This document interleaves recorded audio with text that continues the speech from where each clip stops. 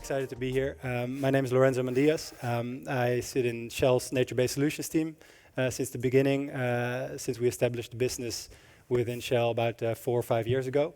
Since then, we've grown to be one of the large players in the market, and not only on the trading side, but definitely also on the investment side. So we do really take greenfield investment into NBS and carbon projects.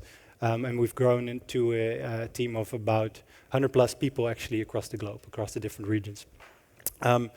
So before we go around the chairs to introduce each other, we're going to talk about project design today.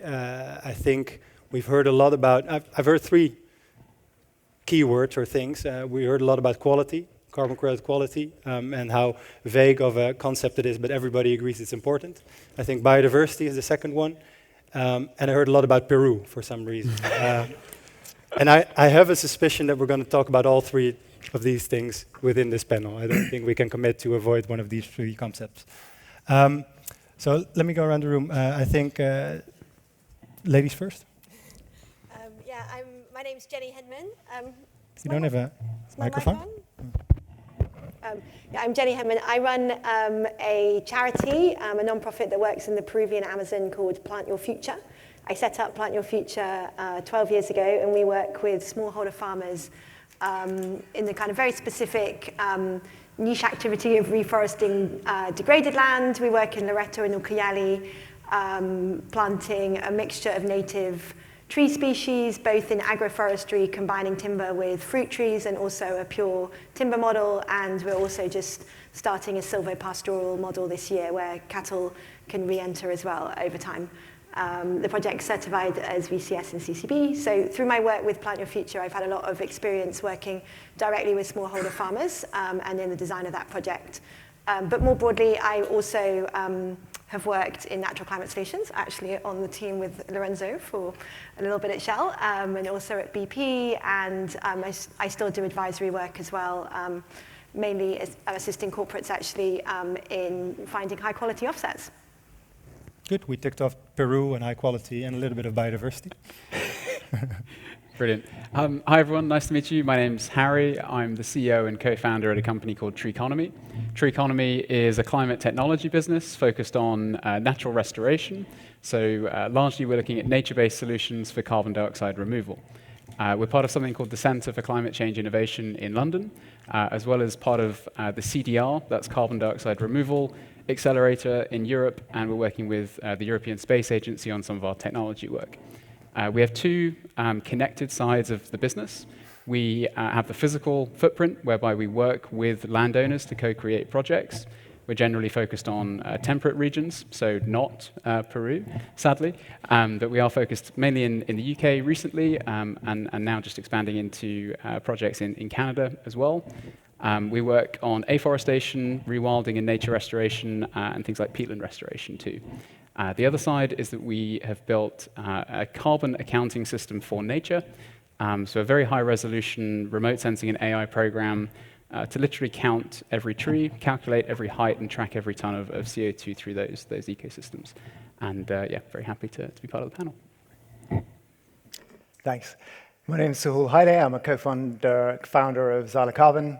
We originate and develop nature-based solutions projects in sub-Saharan Africa. We also are in the advisory business, so we advise other developers on raising financing, and we advise corporates on sourcing high-quality projects to invest in. So hi everyone, I'm Fernando, I'm from Brazil. I'm the founder of Meraki Impact. Meraki Impact is a family office investing mainly in regenerative agriculture. So soil is the core of the investment thesis. And because of something that was pointed out in panels today, that we lack pipeline that is good enough for funds to invest, we started developing our own projects in Brazil, early stage. And mainly they are about moving farmers, they are doing cattle into agroforestry systems, integrating timber and different crops. So this is what I do. Hi everyone, my name is Chris Zink. I got my start in carbon markets here in the Netherlands in 2008. I joined a Dutch energy trading firm called Eneco, which was and is a compliance provider in the EU ETS. I was mainly focused on CDM origination and dabbled a little bit in the VCS as well. After Eneco, I took a role with the Swedish climate program, part of the government of Sweden, and I spent 10 years there. I was helping to originate and contract dozens of international carbon projects, eventually helping us to create a portfolio of 40 million tons, which was a target that we had at one point for 2020. After Paris was signed, I started working on Article 6 trading, and I set up some of the relationships that are now existing between the gold standard and GGGI and the government of Sweden on Article 6.2 ITMO trading. For around the similar time, I was also the advisor to the Swedish board member to the Green Climate Fund, and I was always trying to figure out ways to kind of combine the climate finance and carbon market hats, and always quite difficult, especially with the GCF. I was also always trying to figure out ways to get Sweden more involved in forest carbon projects, and it was a real uphill battle. I was always pestering my colleagues about it, and so when Conservation International approached me about a role, I was quite excited about kind of digging into the forest carbon space more directly, and I've now been with CI for a bit over a year. I manage a fund called Broadleaf, and I lead a talented team that handles all of the early stage origination and deal structuring at CI. Great, thanks, Chris.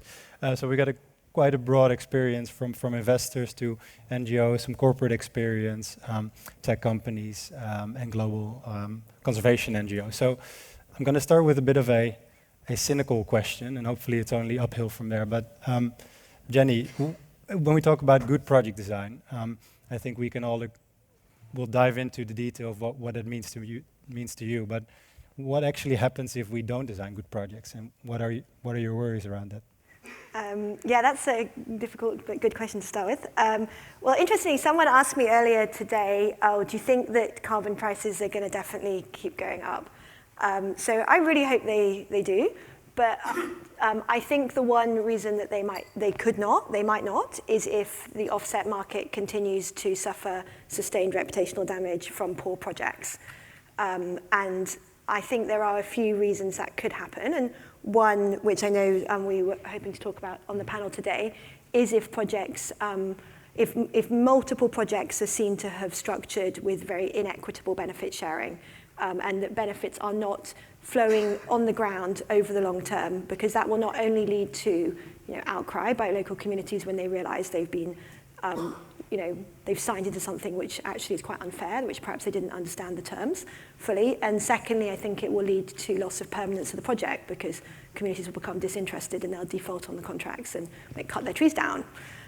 So to me, good project design, which is set out with fair terms, and particularly doing the benefit sharing and consultation with local communities very well at the beginning, is just really critical to the overall success of the offset market. And I think a lot of people in this room have a huge responsibility ensuring that. And obviously, there's a huge range of expertise and skill sets here, but actually, we in the West are often bringing the money to these projects, and we have a huge ethical role to play in terms of making sure that we negotiate fairly, and we make sure that we do communicate what terms we're actually providing, and that if you were really going to tell someone to negotiate who knew what they were negotiating with, they would agree to those terms. And my concern is that there's a lot of transactions happening which simply do not meet that standard right now. Thanks, Jenny. Maybe Chris, linking to what Jenny just set out in terms of fair benefit sharing, equitable benefit sharing. I think CI, of course, has actually developed some projects, including in Peru, but also across the globe. What's your view on the fair benefit sharing and bad projects? Sure. Yeah, I can talk a bit about the way that CI approaches risk. I mean, first of all, we don't ask communities to take financial risk. There's always, of course, going to be the risks that they're taking in terms of time and the time that they spend on tree planting or activities that are related to the establishment of the project, and these kinds of risks to us are sufficient skin in the game, let's say.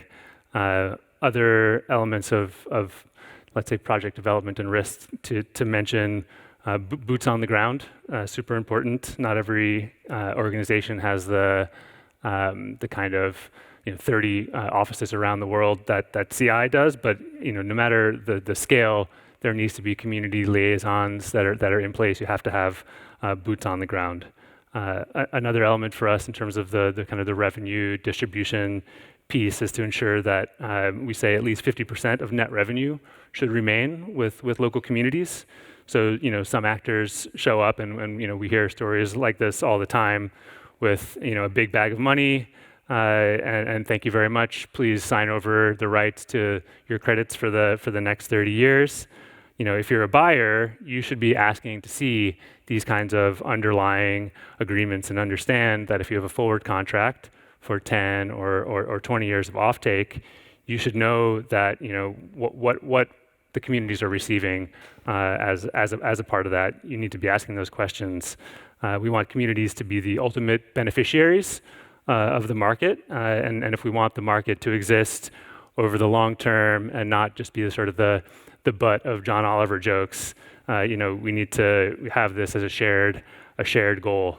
The kind of carbon dinosaurs amongst us know this, and I think that's why we have a dozen different initiatives right now that have the word integrity in their title, and that's a really important work that they're doing. Yeah, thanks, Chris. And I think your colleagues at the Nature Conservancy got the full blow by. Yeah, but it could be anybody really, Yeah. I think it's interesting that you say 50% of your net revenues have to go to, or that's a policy for you, 50% of net revenues have to go to the local communities. Fernando, for you, I know your focus as an impact investor is more on the agricultural side rather compared to the forestry side, but what's your position on how do you find your local implementation partners and how do you define benefit sharing? Yeah, for us it's really important because we see this all the time in Brazil when you make the transition to agroforestry systems, which is an old indigenous system. There's nothing new. But what happens, the supply chains are usually monocropped oriented. So every time we're going to make an intervention, the community only has access to one supply chain. So you go to cocoa producers in Bahia, they can only sell their cocoa. And then when you do agroforestry, they end up with 5, 6, 7 different products, and they don't have anybody to sell these products. So we really have to combine the off-taking agreements, make sure the farmer is making more money out of whatever they're doing without the carbon on the balance. So this is something we always try to do. How can they make more profit per hectare? And how can we finance the Death Valley of the transition that needs to be done? So at one point, farmer is going to stop doing monocrop. He's going to plant a lot of other things. He needs a lot of investment to do that. He needs seedlings. He needs people who know how to manage the systems. So it's really complex to set up the structure in the first 8 years of the project. I think that's and this is where we need more finance, and it has to be blended because we need grants to do that as well. Yeah, thank you. And Harry, with your focus is more on temperate regions and I guess different type of landowners, maybe different types of local stakeholders. How do you approach project design in those? Yeah, it is different. So a lot of our work to date has been focused specifically in the UK. So we've been working with large, generally family-owned estates, a lot of which you could class as kind of gentry and sort of, presumably better off and in a stronger financial position. But actually, it's exactly the same problem in this scenario. Say we're moving from pretty much a monoculture, which is intensive agriculture in some cases, or sort of degraded sort of sheep moorland often up in Scotland. It's exactly the same. How do you finance that upfront capital required to actually shift the transition, and then how do you support that ecosystem over time with sort of carbon-based payments, basically? I think the one difference there being the institutional setup within the UK is established, so there are grant funding pots available to support with that transition. And then there's a UK domestic carbon standard, which is what we've worked under for UK schemes, called the Woodland Carbon Code, which is moderately conservative and quite rigorous, at least in its design phase. And then that's what we're having to sort of work around. The added value then that we're looking to bring to that is actually the technology layer. So how do we actually find the land? How do we assess what's going to be feasible to put on? And we don't do that all ourselves. We don't have that expertise. We're looking at a partnership-based approach. So we're a tree planting company that doesn't plant the trees, basically is the way that we operate. And that means that we are looking at that kind of skill-sharing approach as well, but really focusing on the technology angle and then the ongoing monitoring of that project over time. Great, and I think you said we are providing technology and the aggregation almost, but you're not the team that implements or plants the trees themselves. Jenny, you do, or you have been doing that since more than 10 years, I think. What are the key challenges you've seen in dealing with, I guess, corporates, other customers, but also international investors? Well, it's definitely an exciting time right now because there's far more money available to invest in tree planting. In terms of challenges, I think, so one of the interesting things is I have a lot of people coming to me because they're looking to get some quick wins from carbon, and they often don't realize I've had a background in carbon trading, and so I get to see what offers are being made to non-profits who they think aren't well informed. And quite a common offer I get is like, we'll pay for the tree planting, and then you could ask the smallholders to give us all the carbon rights. And then in that situation, there would be no sharing of upside. And I know this is something others in the panel can also share their experiences on. You know, that's problematic, I think, in terms of how much ultimately an investor might gain from a project. So I feel quite a big responsibility as the project developer to make sure that we are negotiating fair terms for the smallholders, and knowing that that's quite a complex, it's a very, very complex market for them to understand and engage with. And I think in like the case of Plant Your Future, because I've worked in carbon offsetting, I have quite a good understanding of all the different potential structures. But most in-country, global south nonprofits, the world of carbon trading is also quite new to them. So it's very easy for them also to be taken advantage of, as well as their beneficiaries. So I see that as a very complex and important area. I'm sure others on the panel can also comment on this, but I think a key issue is about this point of how do we price carbon in a pre-investment scenario, well, particularly in the case of reforestation or tree planting. Should we be agreeing to a fixed price ahead of time? Often the investors here come out very heavy with like, we're putting our money at risk, we're taking a lot of risk with this investment.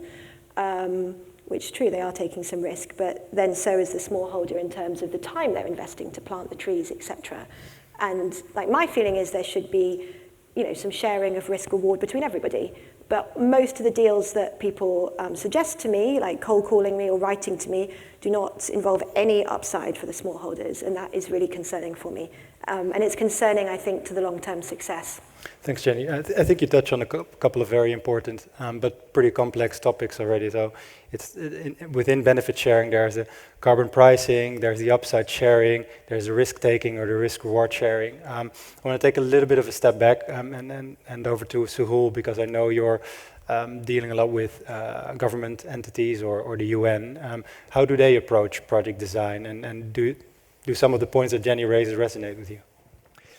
How do they approach on the government side? I mean, what we see in sub-Saharan Africa is the technical skills required to put these sorts of projects together is not there in abundance, and really needs to be brought in.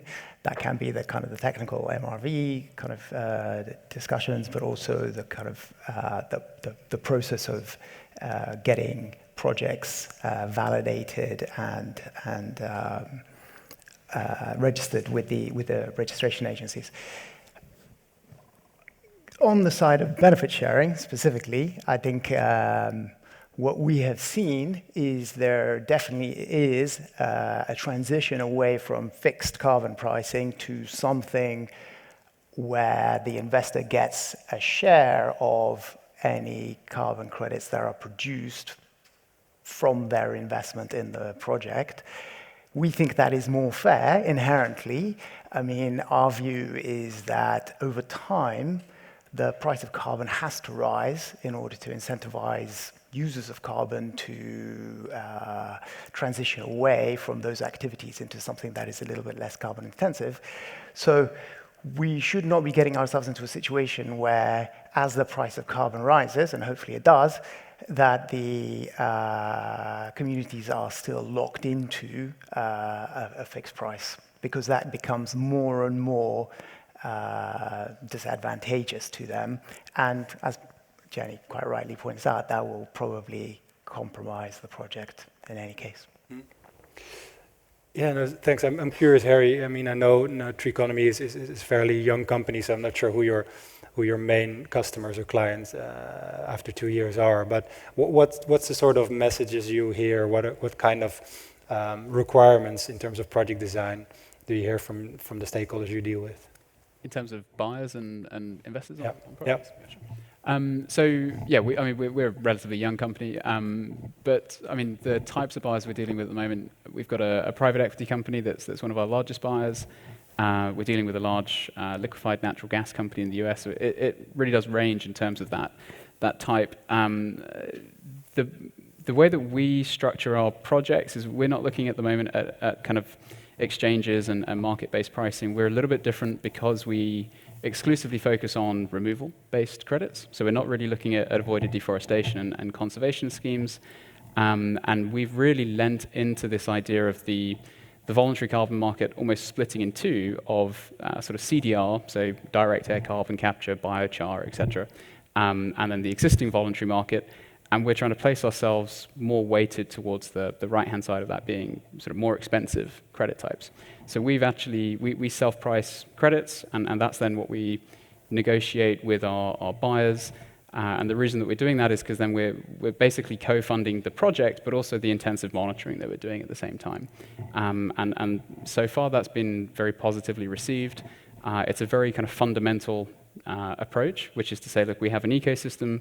That ecosystem that we're going to create will have intrinsic value in terms of carbon removed, in terms of biodiversity uplift, et cetera, and that's then what you're buying into. And then I think on the points that have been mentioned around offtake and kind of equitable piecing there, we're trying to split and be very considered to say that a carbon buyer is not an investor. An investor is a project finance provider, and sort of learning from that renewable energy PPA style form of project finance and kind of pick that up and drop it into carbon finance. Yeah. No, I think you raise an interesting point with your focus purely on removals, and I think you're not alone in that. I think Microsoft 2 years ago or so made a commitment to only invest in removals, and many others followed. I think the EU is now calling an action for removals expert group specifically. Fernando, as an investor, an impact investor, do you look at removals credits as you would look at agricultural investments or forestry investments, or do you not make a distinction between those project types? Yeah, no, for us, everything we do is removal.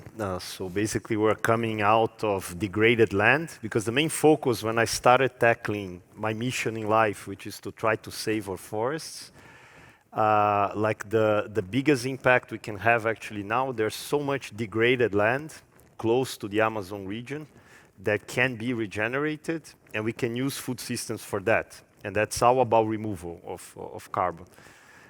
So this is the mission I took forward, because if we can change food systems also in this pressure zone close to the Amazon, especially related to cattle and soybeans and everything, and you can show it can be more profitable to do cattle in these integrated agroforestry systems, and we go towards carbon neutral cattle, we can stop deforestation. So in this mission to try to save the forest, I became a cattle rancher. So this is what I'm trying to do. My vegan friends really love me, but this is what I'm... Especially in Brazil, I guess. Yeah. Especially in Brazil. So it has to be removal, like offset, I think it's... I mean, you touched on an important point, because how would you then address leakage or other environmental integrity parameters? Permanent cell leakage, I think they've been discussed a couple of times now, but especially when you enter into finding alternatives for cattle ranching, how would you deal with some of those important elements? Yeah, so what we do in our farms, we try to approach protein from a holistic, broader perspective. And we do the designs in a way on the project that after the agroforestry system is set up and is in abundance, which is between 6 and 8 years, farmers are going to make much more money out of the nuts that are growing on trees, the protein, there is the grains that are going in between the lines, than the cattle business that is still in place. And the cattle is playing an ecological role in the system. So it's helping regenerate the soil, but it gets to a point where it becomes even irrelevant in terms of revenue. So that's the play, long term. But today it has to be about cattle because cattle is there, and convincing everyone in Brazil to become vegan and stopping selling meat is not the best approach. It's probably harder than to explain quality in the carbon credit world. Chris, sorry, Sahul. On that point about avoided emissions and sequestration, obviously sequestration is critically important, especially given the point that was made earlier that carbon dioxide concentrations are over 400 parts per million. But we can't overlook the importance of avoided emissions. At the extreme end, we are doing a bit of work in Gabon, and Gabon is a highly forested, low deforestation nation, and struggles to get any payments for the great work that it's done over 40 years. And at a project level, on the voluntary carbon market side, it's practically impossible. So we can't get ourselves into a situation where we are threatening existing forests. It's absolutely critical that we plant new ones. I'm not disagreeing with that at all, but preservation and conservation is absolutely crucial. Especially given the biodiversity discussions that we've been having all day. Yeah, I would say that we have obviously kind of a similar focus. We say, protection first, and then restoration next, and then improve forest management as the kind of the final one. And just to kind of reflect on another point you made earlier, Sahul, it's a seller's market now. It wasn't for a long time, and now it is. And I think we should all kind of see that as a good thing.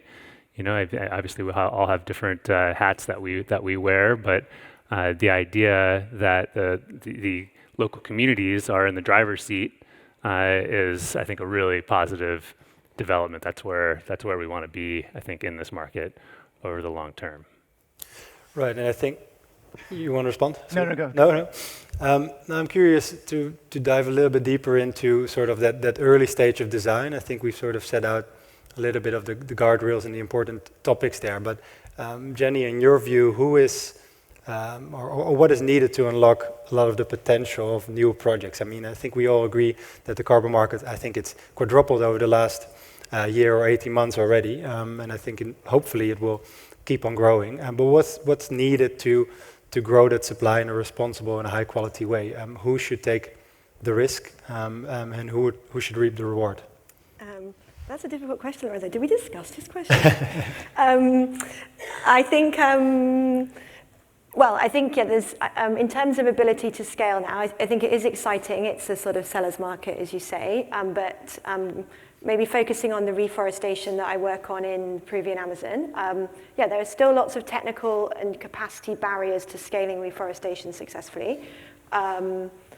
As we all know, there has been limited experience globally, actually, in really reforesting at scale with native species. So there's still a real need to invest in that from a research perspective and from, just actually piloting, scaling up with many native species that have had, limited exposure to being planted on degraded land. So there's a need for much more investment in that. And I don't know, in the case of Peru, there's a real shortage of seed, which does mean that there is a temptation to reforest in the Amazon, of native seed, sorry. So there's a real temptation to reforest in the Amazon with eucalyptus, teak, and other exotic species, which is a shame. And it's, by doing that, there's many other new risks introduced, and it's not really necessary because there are good native species that can be used to reforest the Amazon, which would bring far more biodiversity benefits. So I think for reforestation, yeah, I would say further research and support for native species planting, and not to be tempted to favor exotic planting. I think there is a temptation to do that because of the way that financing works. For example, like a major source of funding for Plant Your Future is from these kind of tree planting intermediaries, tree fundraising intermediaries, of which there are many, who who pay you for the number of trees planted. That's very common for a lot of grassroots NGOs like Plant Your Future depend on those kinds of funds. But you get paid a flat fee per tree, and it doesn't really matter what kind of tree you plant, be it eucalyptus or mahogany. And obviously it's much cheaper to plant eucalyptus rather than mahogany. So it does, those kinds of attitudes do incentivize the planting of cheaper tree species, which are often exotic. So I think consciously promoting native tree species planting is very important, and bearing in mind that that does cost more.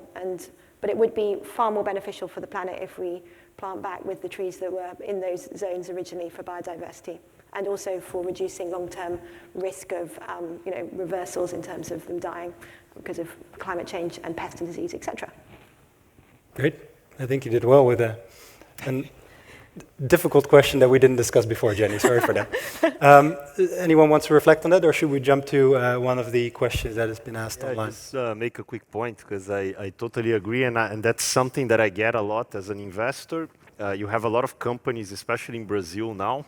We call them the carbon cowboys. So usually these are guys who are serial entrepreneurs or like very serious investors, and they start coming up with new business models around only carbon farming in the Amazon. And this is what we land. So often these people promise they're gonna plant 1 million hectares in 1 year without any local capacity to do.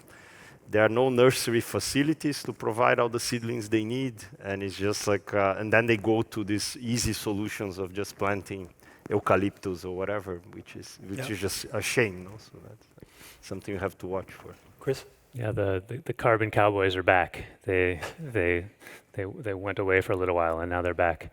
Yeah, just another point about kind of like how we view. I think there's in the trading world we talk about counterparts, right? And corporates talk about counterparts, and in NGOs we talk about partners. And sitting in an NGO now for a year, I really kind of have been won over by the idea of partners and partnerships. It's conceptually to think about the array of all the different actors that are needed to pull a complex forest carbon project together. If you think about all of them as partners, and you're thinking about a multi-decadal relationship, it kind of helps to frame how structuring should happen for the deal, and how all those relationships should be set up. And so just a kind of a plug as a way to kind of think about how to set those kinds of things up.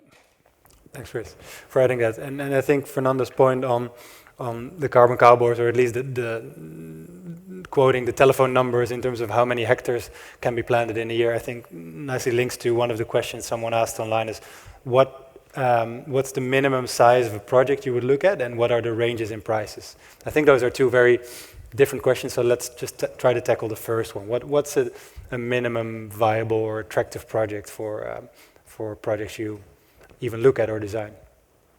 Who wants to take the question? That's really good. That's an interesting one. I think the project, the question as I saw it was more. It sounded to me more like size and price of offsets produced by the projects rather than the projects themselves. And I think that's a different question. In terms of sizes of projects, I think there's general consensus even today that these things need to be ramped up and need to be done at size.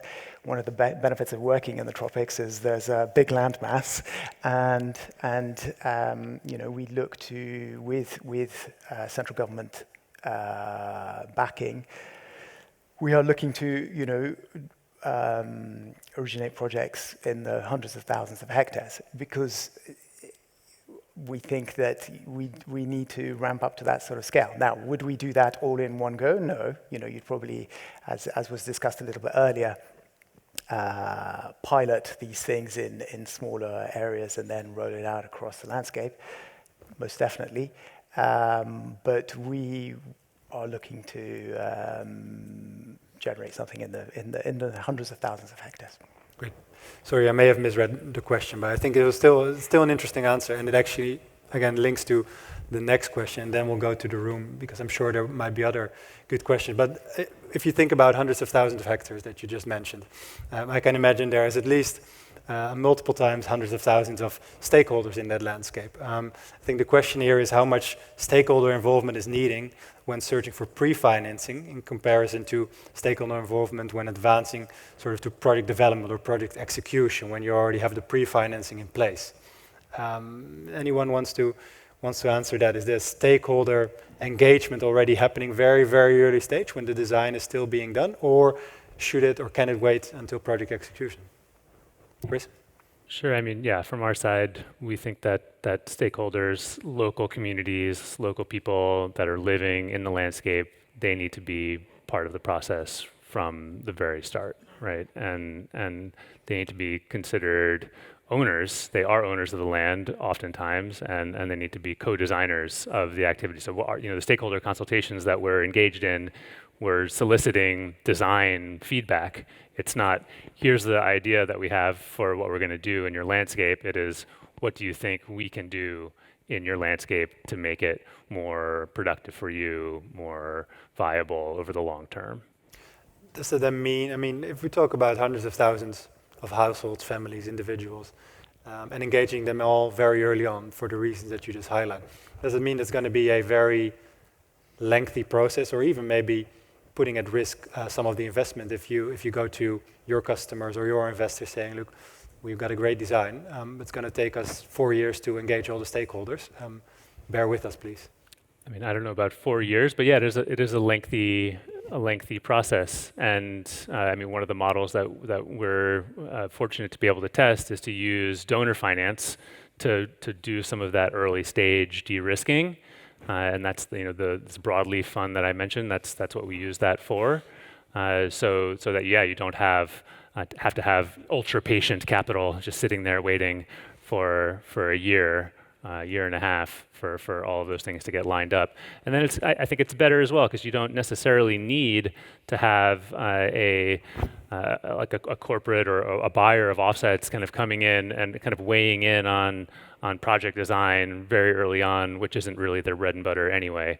Better to have sort of the scientists and social scientists sort of weigh in on how to do project design. Great.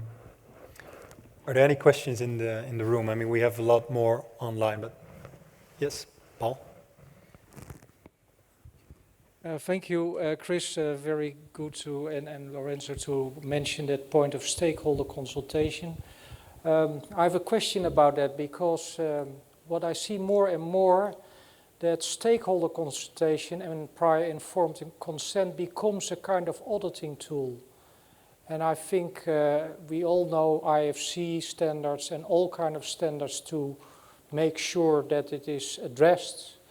But I think it's very important to work really holistically on steering committees and interest from the beginning when you are designing a project. So my question is more, are we more going towards the auditing type of stakeholder consultation, or are we trying to bring it as a fundamental first step in building the right interest and relationship from the beginning? Great question. I would take Jenny's view on this, which is if you don't carry the community with you, your permanence is in question, right? Because sooner or later the project is going to fail. So I take your point entirely, which is if the more you pull these activities forward, the more expensive it becomes, and the more money you need to raise up front to get a project off the ground. There is a balancing act there. There are, you need to go through several steps and de-risk at every point. Do you need to have all of the activities complete before you move to the next section? No, right? I think there needs to be, what we are looking to do is essentially look where carbon projects might best be sited, and then go and have the conversation with the government about where it should be done as a kind of secondary step. And as part of that, there would be, discussions with the local community. Do you have, must you have had to have gone through some sort of FPIC process at that point? No, because it takes too long and it's far too expensive, because that's far too early in the process. Because the reality is you'll probably do all that analysis and half of your sites will not be viable for other reasons, right? And then you only look at the viable ones and go, okay, at that point, we will go into the much more detailed discussion, just because otherwise you'd never progress. But I take your point entirely that you can't do this too late. Otherwise, if you don't bring the community with you, this thing is going to fail. Jenny? I think we have a follow-up question. I'm not sure the gentleman agrees with me. Can I just chip in as well first? I think on stakeholders as well, I think that they're quite varied who they are depending on where you're working. So there can be some low-hanging fruit if, for example, a local NGO has been working in the area for a long time. They might already have done and have a very good knowledge of how they could implement better forest protection if they had some funding from carbon finance. So in many ways, they might have done a lot of the groundwork that's already needed in terms of talking to communities. Ooh, it's dark out there. I think if you're working with indigenous communities, it's often different because they've already got structures in place. So I think that that question really depends a little bit on what type of project you're talking about. I do think what is a bit scary is when you see a little bit what you're referring to, Fernando, like when you see project developers who are out there saying, right, we're going to do 100,000 hectares of this in this area. It's just like these people don't know about it yet. Like that is quite frustrating to hear that, because then when they go, they're not really doing proper consultation, they're just telling them. And they've already decided what the terms are, and it's just accept these terms or don't be part of this, or actually sign this. And often people who've signed it on the ground don't really understand what they've signed in for. So I think stakeholders is quite a broad category of potential people. Yeah, no, but I think we're in broad alignment here, or at least I hear a lot of same messaging. Bring it early on, as early as possible. I mean, absolutely. And you know what? I take your point about NGOs, and I take your point about different community structures that can be in place in different countries. I think every country is different, and the way that the governance works in different countries is different, right? You'll have maybe community groups or village groups or NGOs which operate in particular jurisdictions. Yep. Not sure whether turning off the lights was a subtle sign to no? Are we close to time now? We actually have time for another question. Thanks a lot. Tatiana, Triodos Investment Management. I'm going to take it a notch further. I wonder how natural these nature-based solutions that we developed here is to the global south, let's put it this way. I hear us talking about them being stakeholders, trying to, bring ownership. But what really surprises me, so we come to their area, which is degraded and demolished, usually not for fun. Usually there is a good socioeconomic, political reason where Global West played a big role.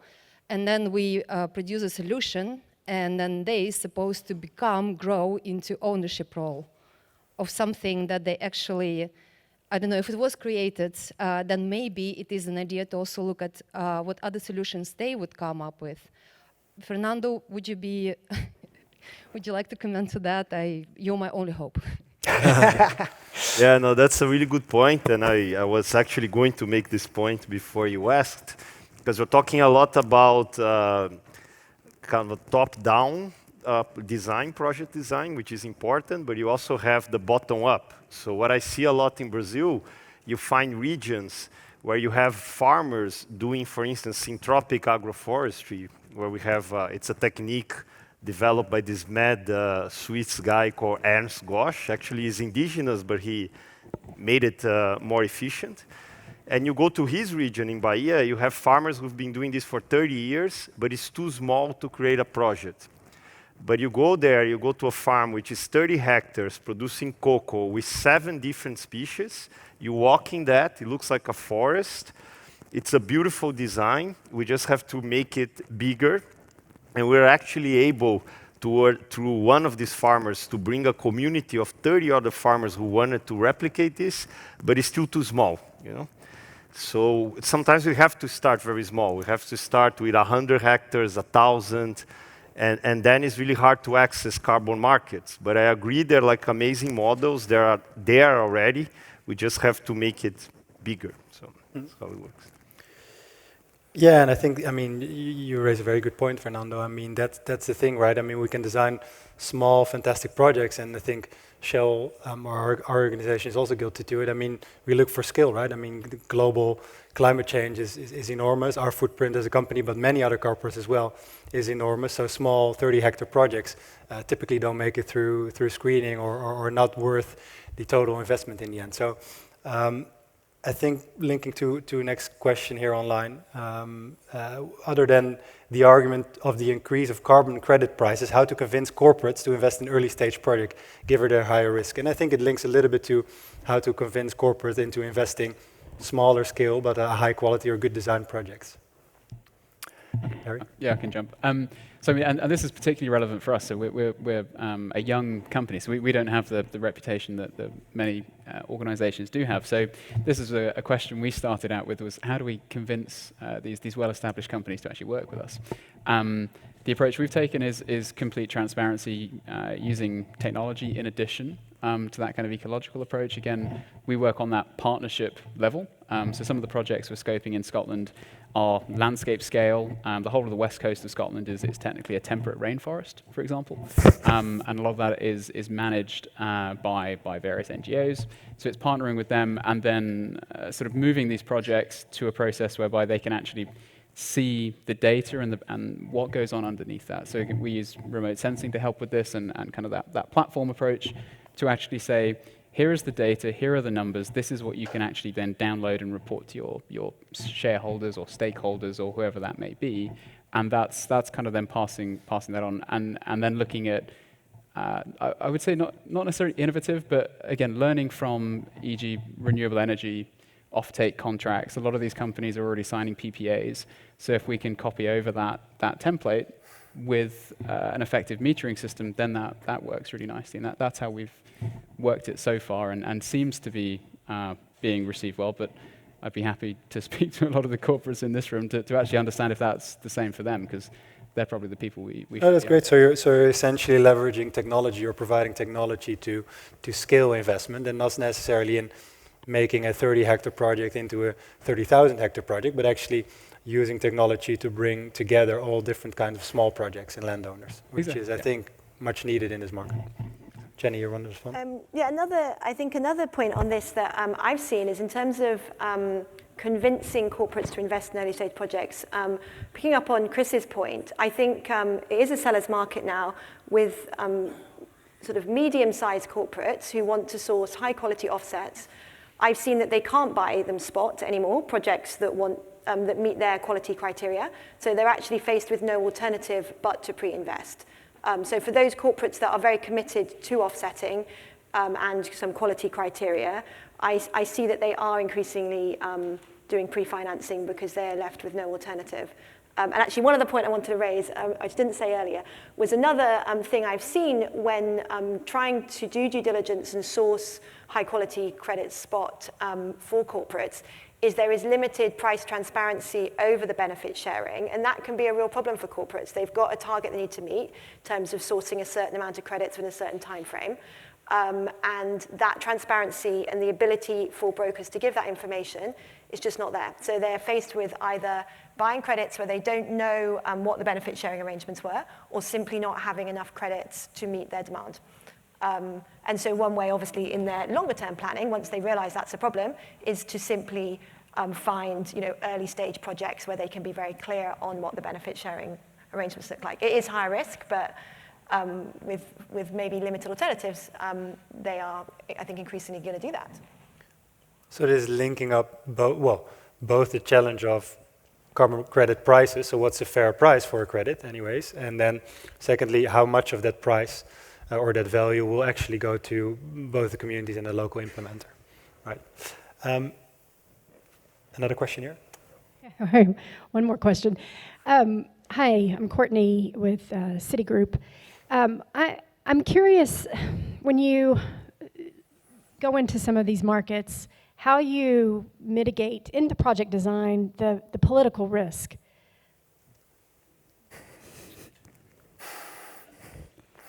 It's high political risk. Yeah, I can speak to that about Brazil. I try to get the government out of my way and not interfering in what I do, especially the federal government. But like, of course, it helps a lot. It differs a lot between states and local governments. So sometimes you can build a lot of security government level if you have the buyout of the local government. And the local government is often more willing and more exposed to the issue. So that's what we do in complex situations in Brazil, is really go for like city and state. That's what we do. Can I answer that in another way, which is we kind of almost look at it from the opposite direction and go, what is the investor comfortable with, and what jurisdictions are the investors comfortable with? Because when you go around and ask the investors that question, you get different answers. What you quickly conclude is if you want to work with certain investors, maybe Citigroup is one of those, then there are certain jurisdictions which are acceptable and certain ones which are not. Now, us as developers can't really influence your thinking on that, so we take it as a given. So, it's out of our control. And given where we work in sub-Saharan Africa, political risk is a fact of life. I think companies that have been there a long time, and I can think of a few companies that have been there many decades, and in one case almost a century, they're comfortable with it, and that is what they manage on a daily basis. Kind of other companies have lists, so fine. Let's understand what your list is. Maybe I can just a quick follow-up. And it sounds like, Chris, you could answer this from your Article 6 experience. I'm not concerned about the political risk of, the typical political risk in any environment, economic environment. Where I see a change happening is that political risk with regard to climate, with regard to Paris Agreement and sovereign carbon, and countries waking up to these are sovereign, resources. How do Indonesia, perfect example, which has put a moratorium on exporting those carbon credits. From a Citigroup perspective, they're very stable. There's lots of investors who are very comfortable with Indonesia from a typical political risk profile. But when you get to this stage where we are in the Paris Agreement, it's a different ball game. We're moving into the policy debate. Chris. Sure, yeah. We were going to try to stay away from Article 6 and corresponding adjustments, the rabbit hole. But yeah, it's definitely we're talking mainly in this context in the voluntary carbon market, right?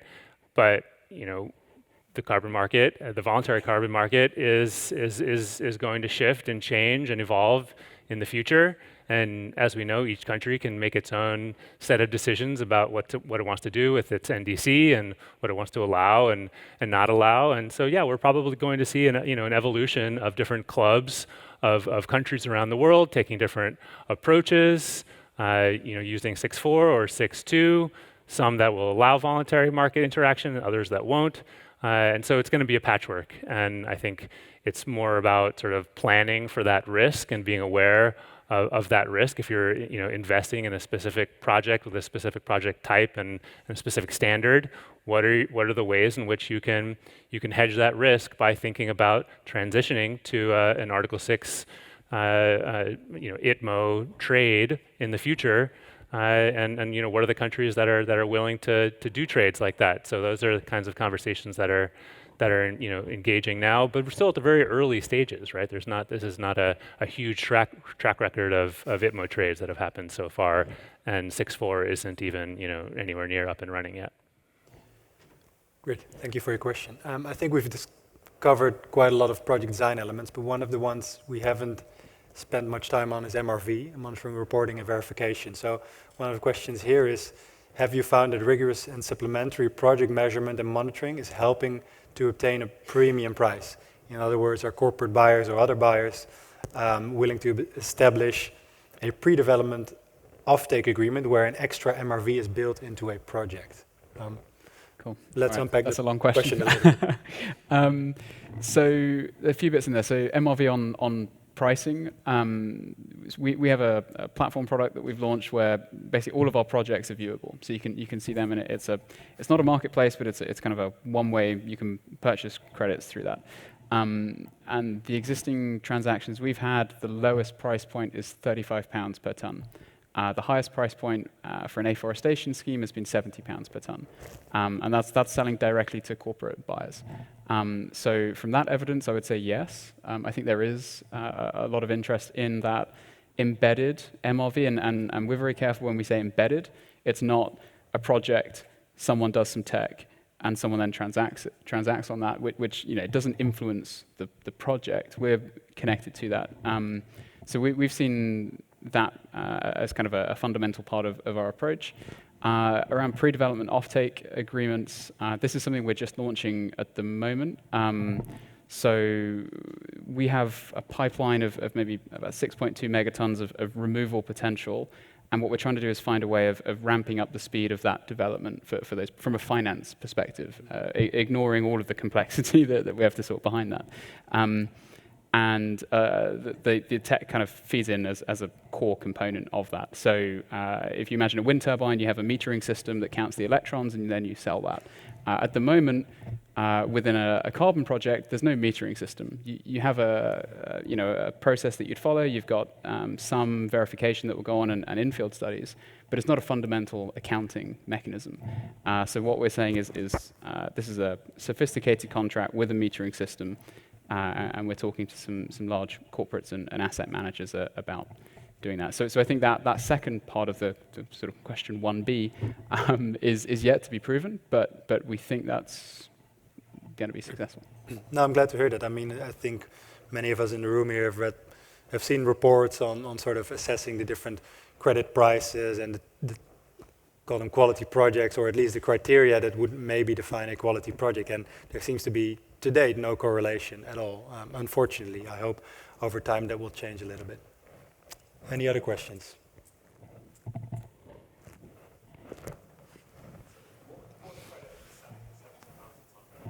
John, What credit are you selling at £70 a ton? are you buying as well? A magician. No, it was an ex-post removal credit from an afforestation scheme.